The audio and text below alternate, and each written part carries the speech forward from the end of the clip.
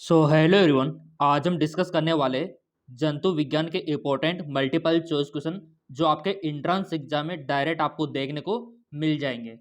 पहला क्वेश्चन है, खोपड़ी में कितनी हड्डियां पाई जाती है? How many bone are the skull? 9, 20, 22, 21। खोपड़ी में कितनी हड्डियां पाई जाती है?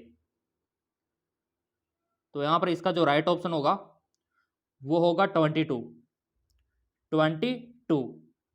अब यहाँ पर जिनको पता है बहुत ही अच्छी बात है, और जिनको पता नहीं है वो तो यही सोच रहे होंगे कि सर 22 कैसे होगी।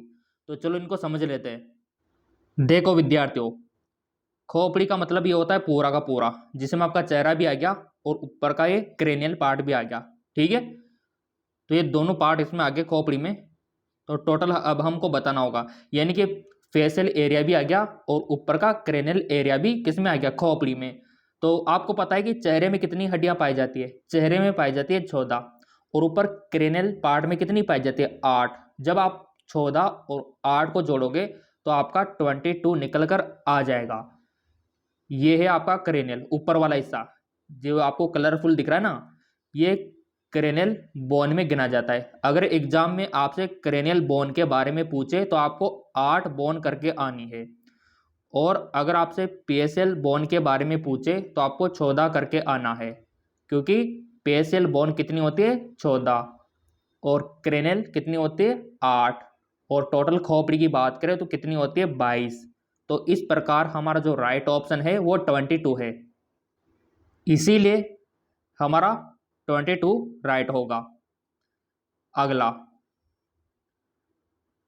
ये यहाँ पर मेडिकल डिवाइस के बारे में है कि त्वचा पर इलेक्ट्रोड का उपयोग कर हृदय की विद्युत गति का अभिलेखित करना क्या कहलाता है? बताओ। आपने भी देखा होगा कि हृदय के ऊपर काफी सारे इलेक्ट्रोड लगाकर चेकअप किया जाता है, और इस प्रकार का कुछ आपका पैटर्न ग्राफ निकलती है। उस जांच को क्या बोलते हो आप? जिसमें हृदय की यानी कि हार्ट की जांच की जाती है, उसको बोला जाता है आपका ईसीजी। क्या बोला जाता है? ईसीजी। यह बोला जाता है ईसीजी। अगर क्वेश्चन घूम के इस प्रकार आ जाए कि मस्तिष्क के ऊपर इलेक्ट्रोड लगा के काफी सारे अगर उसकी जांच की जाती है मस्तिष्क की, तो उसको क्या बोला जाता है? अगर मस्तिष्क का आ जाए तो आपको ईईजी करके आना है, अगर हृदय का आ जाए तो आपको ईसीजी करके आना है। दोनों में बहुत बड़ा अंतर है। चलो मैं आपको समझा देता हूँ। यहाँ पर जैसा कि आपने देखा भी होगा, आपके परिवार में किसी की जांच हुई होगी, इस प्रकार का ग्राफ बनता है, वो ईसीजी का पैटर्न होता है, ये वाला है ना।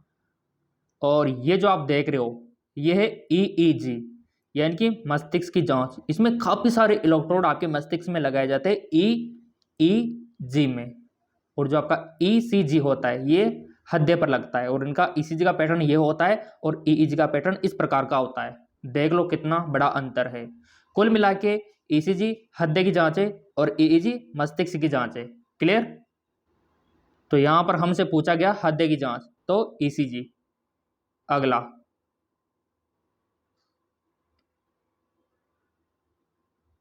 कशेरु की रक्त में सबसे प्रचुर मात्रा में पाई जाने वाली कोशिका है?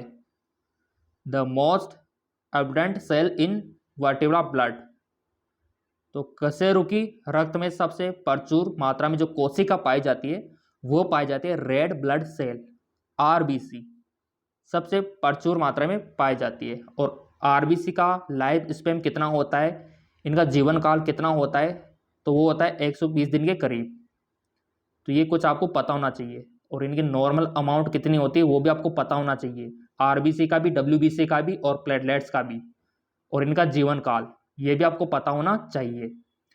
चलिए, नाक में किस प्रकार की उपास्थि पाई जाती है? Which type of cartilage found in knows. आपका जो नाक है उसमें किस प्रकार की उपास्थि पाई जाती है? उपास्थि यानी कि हड्डी से थोड़ी कमजोर वाली, जो जिनका मूवमेंट इजीली हो जाता है, यानी कि जिनको हम पकड़ के हिला सकते हैं जबकि हड्डी को नहीं हिला सकते। तो कौन सी कार्टिलेज पाई जाती है? तो हाइलेन कार्टिलेज, यानी कि हाइलेन उपास्थि पाई जाती है। और ये किस प्रकार की दिखाई देती है, चलो वो भी देख लेते हैं। ये होता है आपका हाइलेन कार्टिलेज आपके नाक में, तभी तो काफी मुलायम होता है ऊपर से, ठीक है। हाइलेन कार्टिलेज, क्लियर। चलो बढ़ते आगे की ओर। रक्त में CO2 किस रूप में पाया जाता है? In blood CO2 found in the form, कौन सी फॉर्म में CO2 गैस पाई जाती है, बताओ। ऑप्शन है bicarbonate, glycerol, haemoglobin, potassium carbonate. तो देखो विद्यार्थियों, एनसीईआरटी में आपने डायग्राम भी देखा होगा ना, तो भी आप इजीली कर दोगे। तो इसका राइट ऑप्शन होगा बाइकार्बोनेट, ठीक है, बाइकार्बोनेट, क्योंकि हमारा जो रक्त है उसमें CO2 बाइकार्बोनेट के रूप में पाई जाती है। चलो डायग्राम में आपको दिखा देता हूं। जैसा कि यहाँ पर आप देख पा रहे होंगे, ये आपकी कोशिकाएं होती है, ये आपकी ब्लड वेसल्स होती है, इसमें आपका ब्लड दौड़ता रहता है, ठीक है। और यहाँ पर आपको पता है कि गैसें एक्सचेंज होती रहती है और CO2 का आदान प्रदान होता रहता है ना। तो यहाँ पर देखो आप, डिजोल है बाइकार्बोनेट के रूप में, CO2 प्लस H2O वही बाइकार्बोनेट आपको देखने को मिलेगा। तो बाइकार्बोनेट के रूप में डिजोल होती है, क्लियर। तो राइट ऑप्शन पहला वाला बाइकार्बोनेट। अगला, अपवहन यानी कि डायलिसिस सिद्धांत पर कार्य करता है। वर्क ऑन द प्रिंसिपल, कौन से सिद्धांत पे काम करता है? ऑस्मोसिस, या फिर एब्जॉर्प्शन, या फिर डिफ्यूजन, या फिर अवशोषण। कौन से सिद्धांत पे काम करता है अपवहन? और ये आपने पढ़ा है, 10वीं में भी पढ़ा है, 12वीं में भी पढ़ा है। तो आपका जो डायलिसिस वर्क करता है वो करता है डिफ्यूजन, याद रखना, डिफ्यूजन। एक होता है आपका ऑस्मोसिस, एक होता है आपका डिफ्यूजन, दोनों में अंतर आपको पता होना चाहिए। अब दोनों में क्या अंतर होता है, चलो उसको भी देख लो। देखो विद्यार्थियों, एक होता है ऑस्मोसिस, एक होता है डिफ्यूजन। ऑस्मोसिस में क्या होता है, आपकी सेमी परमेबल मेम्ब्रेन यानी कि अर्ध पारगम्य झिल्ली होती है इसमें, तो जबकि इसमें ऐसा कुछ भी नहीं है, ठीक है। इसमें हाई कंसंट्रेशन से लो कंसंट्रेशन का मूवमेंट हो रहा है, ठीक है। यहां से भी समझ सकते हो आप कि ऑस्मोसिस में सेमी परमेबल झिल्ली होती है, जबकि डिफ्यूजन में ऐसा कुछ नहीं होता। और यहां तक कि पूरा अंतर यहां देख सकते हो आप। टेलीग्राम फॉलो कर रखा होगा तो वहां डाल देंगे, कोई दिक्कत वाली बात नहीं है, और टेलीग्राम का लिंक तो नीचे दे रखा है। तो ये होता है डिफ्यूजन और ऑस्मोसिस में अंतर, इतना बड़ा अंतर होता है, देख लो आप। क्योंकि आपका जो डिफ्यूजन है ये ठोस द्रव गैस सभी माध्यम में होता है, जबकि ऑस्मोसिस आपका केवल द्रव माध्यम में होता है, ये आपको पता होना चाहिए। डिफ्यूजन एक धीमी प्रक्रिया है, ऑस्मोसिस एक तीव्र प्रक्रिया है। पूरा इसमें डिफरेंस ये रहने वाला है, डिफ्यूजन और ऑस्मोसिस। सो इसीलिए हमारा राइट ऑप्शन डिफ्यूजन होगा। चलिए अगला, मायोफाइब्रिल में एक्टिन प्रोटीन को कहा जाता है। In myofibril actin protein also called, बताइए। तो उसको कहा जाता है मायोसिन, ठीक है, मायोसिन कहा जाता है। और ये टर्म आपको पता होना चाहिए, एक्टिन क्या होता है, मायोसिन क्या होता है, जेड लाइन क्या होती है, एम लाइन क्या होती है। ये एग्जाम में डायरेक्ट बनते हैं आपके। अब यहाँ पर इनको समझ लेते हैं टर्म को, ताकि आपको याद रहे। देखो विद्यार्थियों, इस प्रकार की संरचना आपने एनसीईआरटी में भी देखी होगी, आपकी किताब में भी देखी होगी, ठीक है। तो ये जो संरचना है जो आपको दिखाई दे रही है, ये है आपका मायोसिन, ठीक है। और जो ऊपर आप देख रहे हो ये वाला, ये होता है एक्टिन। और ये जो ग्रीन ग्रीन देख रहे हो ये आपका ट्रोपोनिन, ठीक है। और ये जो है हिस्सा, ये आपका ट्रोपोमायोसिन। तो ये आपको पता होना चाहिए, ये जो रस्सी की तरह है ना, ये तो आपका ट्रोपोमायोसिन है। और ये जो आप देख रहे हो माला की तरह गोल गोल, ये एक्टिन है। और ये जो ग्रीन ग्रीन देख रहे हो हरे हरे, ये आपका ट्रोपोनिन है। और ये जो आप बैंगनी कलर में इस प्रकार देख रहे हो, ये आपका मायोसिन है, ये तो आपका क्लियर हो गया होगा। और ये आपका मायोसिन फिलामेंट होता है, ये वाला है ना। तो ये बेसिक नॉलेज आपको होना चाहिए, एग्जाम में पूछ लिया जाता है। अब बेसिकली होता क्या है कि हमारी मसल्स एक तो होती है रिलैक्स और एक होती है कॉन्ट्रैक्ट यानी कि खिंची हुई। तो जब हमारी मसल्स रिलैक्स होती है तो ऐसा होता है कंडीशन, यानी कि एमलाइन होती है, ठीक है। और ये आपका मायोसिन है सही, ये एक्टिन इस प्रकार आता है, यानी कि ये तो है आपके रिलैक्स वाली कंडीशन। जब इसमें खिंचाव आता है तो ये सिकुड़ जाता है, देख लो आप, ये यहाँ पर कॉन्ट्रैक्शन हो गया, सिकुड़ गया, देख लो आप ऐसे, एक्टिन मायोसिन। तो ये भी आपको पता होना चाहिए। और जेड लाइन क्या होती है, जेड लाइन ये वाली, ठीक है, इतना सा आपको पता होना चाहिए। और दो जेड लाइन के बीच की दूरी क्या होती है, सार्कोमियर, ठीक है। ये जेड लाइन और ये जेड लाइन, सार्कोमियर। तो ये बेसिक टर्म है जो आपको पता होना चाहिए। आई होप आपको समझ में आ गया होगा और क्वेश्चन यहीं से बनता है। चलो बढ़ते आगे की ओर। तो इसीलिए राइट ऑप्शन मायोसिन। चलिए अगला क्वेश्चन, इनमें से कौन मस्तिष्क में विचारधारक हिस्सा है, which of the thinking part, आपको बताना है ब्रेन का थिंकिंग पार्ट कौन सा होता है, occipital, mid brain, fore brain या फिर हैंड ब्रेन। जैसे मान लो अभी आप सोच रहे हो कि एंट्रेंस एग्जाम देना है, अच्छा अंक हासिल करना है, नाम रोशन करना है, तो ये कौन से मस्तिष्क से हो पा रहा है, क्योंकि आप सोच रहे हो, तो ये वर्क पा रहा है आपका fore brain. Very good, fore brain, fore brain से पॉसिबल हो पा रहा है, ठीक है। अगला है आपका मस्तिष्क से रिलेटेड क्वेश्चन है ये भी, इनमें से कौन सा मस्तिष्क का सबसे बड़ा हिस्सा है, which of the largest part बताना है मस्तिष्क का। पता है ना आपको, मस्तिष्क में 3-4 पार्ट होते हैं, सेरेब्रम होता है, सेरेबेलम होता है, मिड ब्रेन होता है ना, मेडुला ऑब्लोंगेटा होता है, थैलेमस होता है, हाइपोथैलेमस होता है, सेरेबेलम, बताओ कौन सा होता है। ऑब्वियसली बात है, सबसे बड़ा हिस्सा होता है आपका सेरेब्रम, सेरेब्रम यानी कि अगर मस्तिष्क। अब आप बोलोगे सर कैसे होता है, तो चलो दिखा देता हूँ मैं आपको कैसे होता है। ये डायग्राम तो आपने कहीं ना कहीं पर देखा होगा, 10वीं की क्लास में भी देखा होगा, 11वीं 12वीं में भी देखा होगा, राइट। तो यहाँ पर फोर ब्रेन कौन सा है, ये वाला हिस्सा आपका फोर ब्रेन होता है, पूरा का पूरा ये वाला क्या होता है, फोर ब्रेन। और हैंड ब्रेन होता है पीला पीला, ये हिस्सा पीछे वाला इतना सा, ये आपका हैंड ब्रेन है। और मिड ब्रेन होता है ये ग्रीन ग्रीन इतना सा। अब तीनों में से देख लो, ये तो है आपका फर्स्ट वाला सेरे ब्रेन, यानी कि फोर ब्रेन बोल सकते हो या फिर सेरेब्रम बोल सकते हो, एक ही बात है, ठीक है। और ये मिड ब्रेन और ये हैंड ब्रेन। अब ऑब्वियसली बात है सबसे बड़ा तो यही दिखाई दे रहा है, तो बस यही होगा, ठीक है। यहाँ पर भी देख लो आप, ये लाल कलर में आपका क्या होता है, फोर ब्रेन या फिर आपका सेरेब्रम, रेड कलर में। तो इसका तो काम क्या है वो भी देख लो, थिंकिंग का यही काम होता है, प्रॉब्लम सोल्व करना, रीजनिंग सब इसी से होता है। हैंड ब्रेन से क्या होता है फिर, इससे कोऑर्डिनेशन होता है। जैसे आप किसी रस्सी पे चल रहे हो, साइकिल पे चल रहे हो बिना गिरे हुए, तो ये मोमेंट जो वाला मैटर है वो हैंड ब्रेन से होता है ना। और मिड ब्रेन से क्या होता है आपका, सुनने का, ऑडिटरी, विजुअल, ये वो कंट्रोल होता है। तो ये पता होना चाहिए आपको, पर्सन्स बेसिक नॉलेज ये होनी चाहिए, एग्जाम में डायरेक्ट क्वेश्चन पूछा जाता है, क्लियर। चलो बढ़ते आगे की ओर। अगला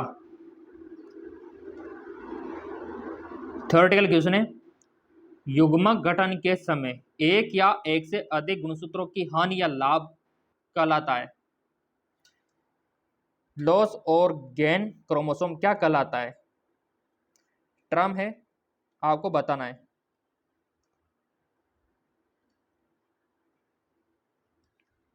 तो वो कहलाता है आपका ऑनियोप्लेडी। क्या कहलाता है, ऑनियोप्लेडी, याद रखना, गुणसूत्रों का घटना बढ़ना क्या कहलाता है, ऑनियोप्लेडी, ठीक, टर्म याद रखनी, ऑनियोप्लेडी। अगला, कौन सा नियम कहता है जनसंख्या में एलील एवं जीनोटाइप आवृत्तियां अन्य विकासवादी प्रभाव की अनुपस्थिति में पीढ़ी से पीढ़ी तक स्थिर रहेगा, तो बच्चों वाला क्वेश्चन है हार्डी वेनबर्ग सिद्धांत। हार्डी वेनबर्ग सिद्धांत बताइए। हार्डी वेनबर्ग सिद्धांत, ठीक है, जानते हो ना हार्डी वेनबर्ग सिद्धांत, पढ़ा होगा कहीं ना कहीं पर।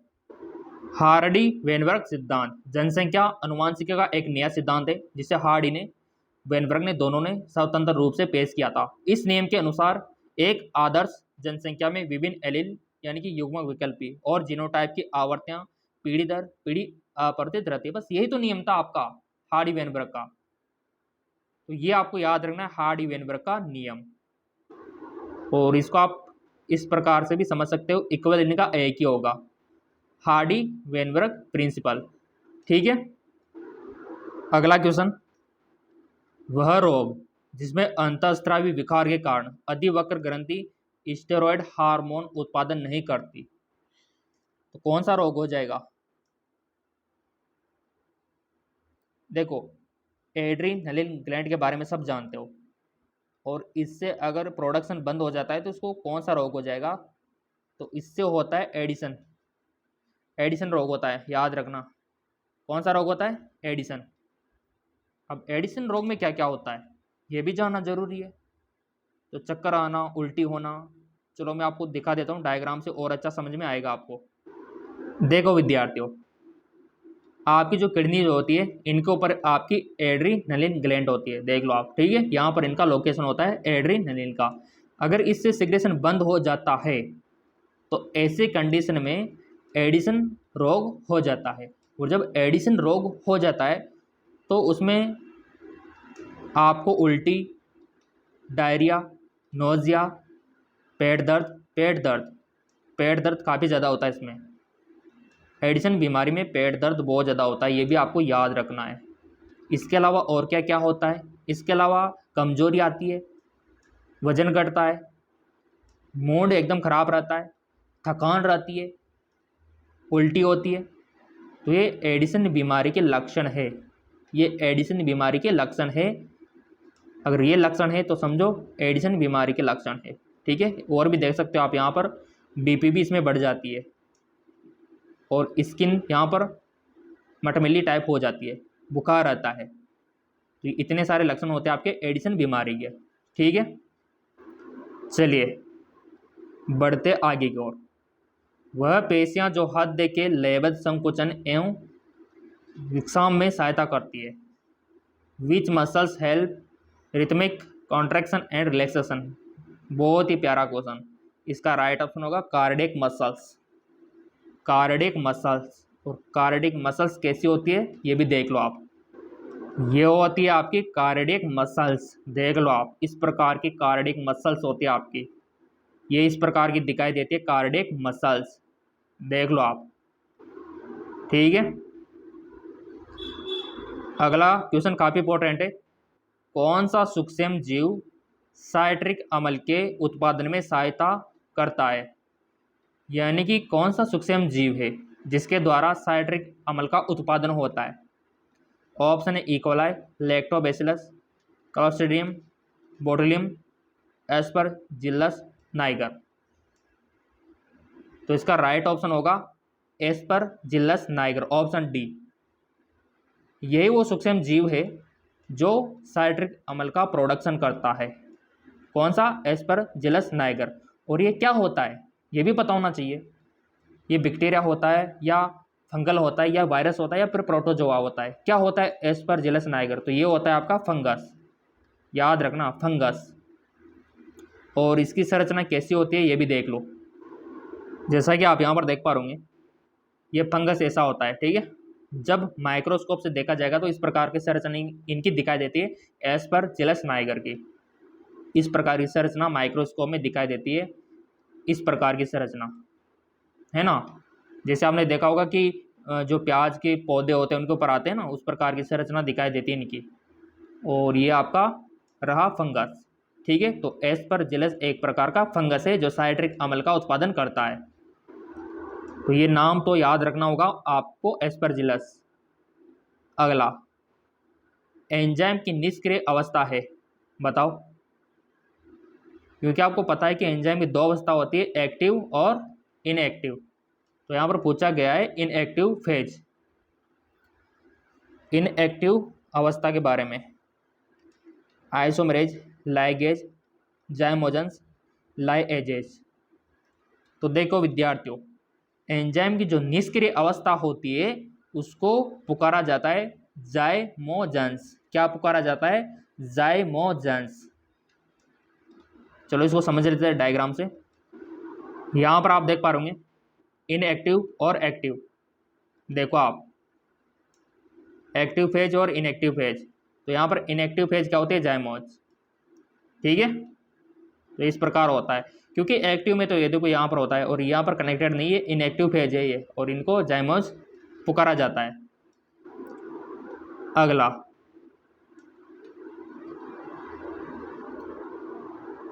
मधुमक्खी पालन, जिसको क्या बोलते हैं? एपीकल्चर में अनफर्टिलाइज यानी कि अनिषिक्त जो अंडे हैं किसके द्वारा बनाए जाते हैं?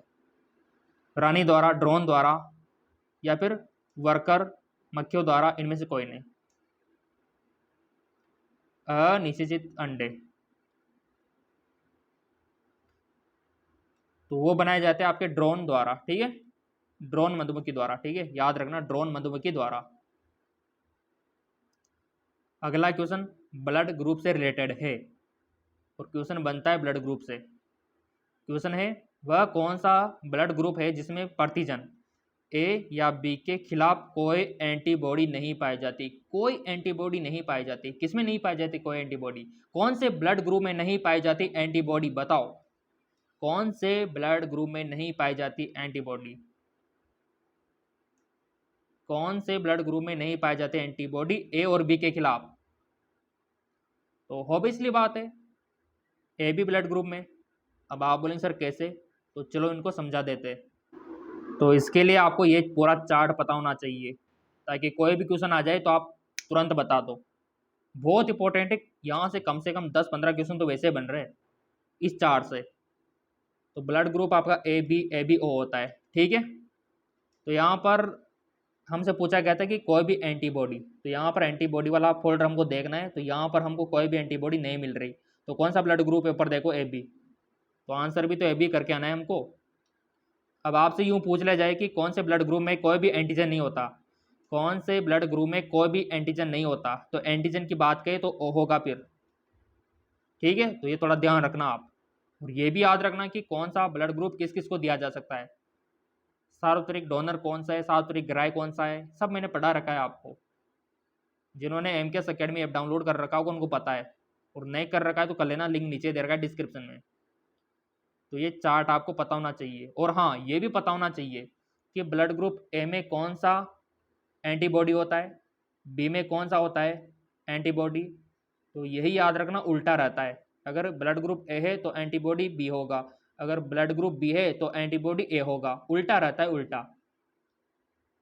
ठीक है, और ए बी हो गया तो दोनों नहीं होंगे। ठीक है, अगर ओ है तो दोनों होंगे, बस सिंपल। चलो बढ़ते आगे की ओर। सो यही है, अगर एंटीबॉडी की बात करें तो उल्टा आपको बताना है, अगर एंटीजन की बात करें तो ब्लड ग्रुप के सेम जैसा ही रहेगा। जैसे मान लो किसी का ब्लड ग्रुप ए है तो इसका एंटीजन ए ही है। ठीक है, जबकि एंटीबॉडी बी है। अगला, मनुष्य में अंतःस्रावी प्रणाली के लिए तंत्रिका नियंत्रण केंद्र है।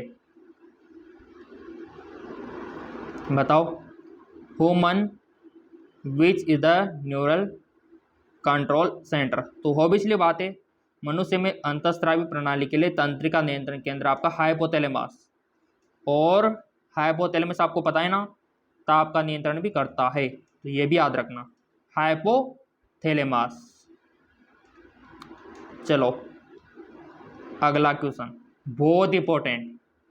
मानव शुक्राणु के किस भाग में अनुवांशिक पदार्थ पाया जाता है? In human sperm which part contain the genetic material. मानव शुक्राणु की संरचना आपने देख रखी है, तो कौन से हिस्से में जेनेटिक मटेरियल पाया जाता है? ऑप्शन है एक्रोसोम, ऑप्शन है प्रोन्यूक्लियस, सेंट्रियोल, कसाबिका। संरचना सबको पता है कि इसमें पूंछ होती है, मध्य भाग होता है, सिर होता है, और एक्रोसोम यहाँ आगे आगे होता है, न्यूक्लियस यहाँ होता है, सेंट्रोल यहाँ होता है, कसाबिका यहाँ होती है, सब पता है आपको। तो मानव शुक्राणु के किस भाग में अनुवांशिक पदार्थ पाया जाता है? तो सोच लिया होगा आपने, तो जो भी आपका आंसर होगा। तो हमारा आंसर सुनो, जो जेनेटिक मटेरियल पाया जाता है स्पर्म में, वो पाया जाता है प्रो न्यूक्लियस में। प्रो न्यूक्लियस में, न्यूक्लियस में ही जेनेटिक मटेरियल पाया जाता है। और काफ़ी सारों को अगर पता नहीं है कि स्पर्म क्या होता है। स्पर्म आपको पता है कि कोशिका होती है जो आंखों से नहीं दिखाई देती। और ये कहाँ पर पाया जाता है स्पर्म? स्पर्म कहाँ पर पाया जाता है पहले बताओ, तभी आपको ये एक्रोसोम समझ में आएगा, तभी आपको स्पर्म समझ में आएगा। शुक्राणु कहाँ पर पाया जाता है? अगर आपसे पूछ लिया जाए कि शुक्राणु कहाँ पर पाया जाता है, ऑप्शन ए कर दिया जाए कि ब्लड में, ऑप्शन बी कर दिया जाए कि लिम्फ में, ऑप्शन सी कर दिया जाए म्यूकस में, ऑप्शन डी कर दिया जाए सीमेन में। कौन सा ऑप्शन करके आओगे आप? ब्लड वाला, लिम्फ वाला, या फिर प्लाज्मा वाला, या फिर सीमेन वाला? तो आपको करके आना है सीमेन, यानी कि वीर्य में। वीर्य में शुक्राणु पाए जाते हैं। कितने पाए जाते हैं? अरबों खरबों, इतने शुक्राणु होते हैं। वीर्य क्या होता है? वीर्य होता है जो पुरुष के जो जेनेटल ऑर्गन है, टेस्टिस, उसमें बनते हैं। तो चलो विस्तार से समझ लेते हैं इनको।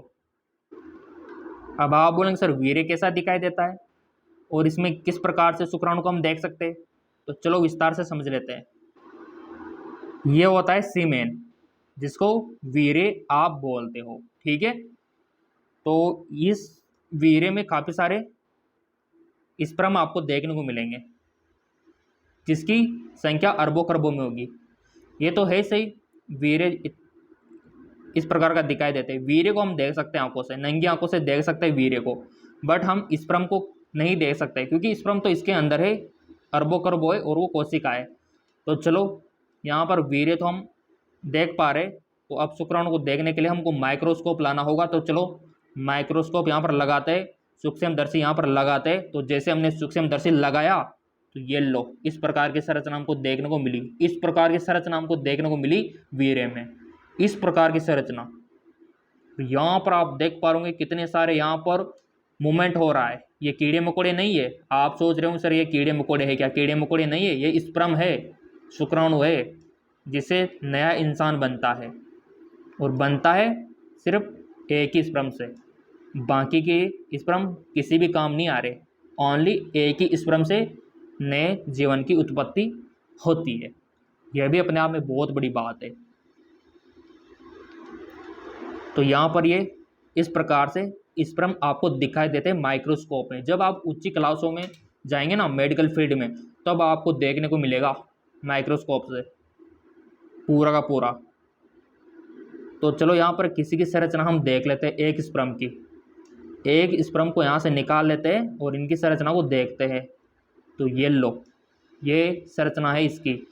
आगे आगे का जो होता है वहाँ पर एक्रोसोम होता है, ये इसका न्यूक्लियोसोम होता है, ये इसका सेंट्रियोल होता है, ये इसका माइटोकॉन्ड्रिया यहाँ होता है, और इसका फिलामेंट ये वाला होता है। तो जेनेटिक मटेरियल आपके न्यूक्लियस में रहता है ये वाला। और जो फर्टिलाइजेशन यानी कि जो निषेचन होता है, यही तो पार्ट अंदर जाता है अंडाणु के। इसको भी देख लेते हैं। ये देखो, ये स्पर्म आया और इसका न्यूक्लियस वाला पार्ट अंदर चला गया, और अंदर चला गया तो इधर ये ओवम था, तो ओवम से मिलकर नया जीव बनाएगा। ये मिल जाएंगे, एक कोशिका हो जाएगी, 1 से 2 हो जाएगी, 2 से 4, 4 से 8, 8 से 10, 10 से 12, 16 चलती रहेगी फिर, और बढ़ती रहेगी, जन्म होने तक भी बढ़ता रहेगा पूरा का पूरा। और उसका परिणाम आप खुद हो, क्योंकि आपकी उत्पत्ति भी तो ऐसे ही हुई है, ठीक है। तो ऐसे समझना होता है। तो ये इनका प्रो न्यूक्लियस है ओवम का, और ये वाला स्पर्म का। तो इसी में जेनेटिक मटेरियल पाया जाता है। तो आई होप आपको समझ में आया होगा। और अगर आपको पीडीएफ चाहिए तो एमकेएस एकेडमी ऐप डाउनलोड कर लेना। ये पूरा पीडीएफ आपको मिलेगा एमकेएस एकेडमी ऐप में। आपको कोर्स बाय करना होगा, लिंक नीचे दे रखा है डिस्क्रिप्शन में। Download MKS academy app now.